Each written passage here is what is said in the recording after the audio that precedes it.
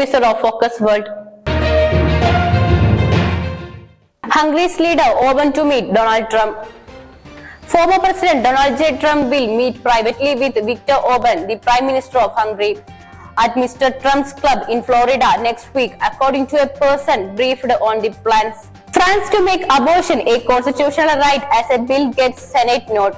The French Senate adopted a bill to enshrine abortion rights in its constitution, clearing a key hurdle for legislation promised by President Emmanuel Macron in response to the rollback in abortion rights in the US. This came after the lower house approved the proposal in January. Prince Harry loses legal challenges over security downgrade.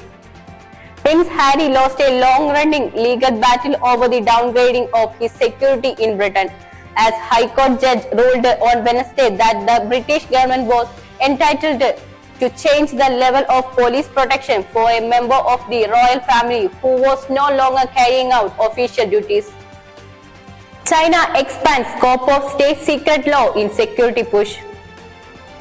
China passed revisions to an already stringent state secret law, broadening the scope of the type of information that would be considered a national security risk in the world's second largest economy.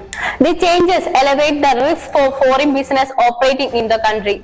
Over the last year, China has targeted consultants and business executives in espionage cases as part of a push to limit the spread of information sought by investors and foreign companies. Apple to disclose plans about AI later this year, says CEO Tim Cook. Apple plans to disclose more about its plans to put generative artificial intelligence to use later this year. Chief Executive Officer Tim Cook said during the company's annual shareholder meeting on Wednesday. DNA test confirms dying construction worker was one of Japan's most wanted criminals.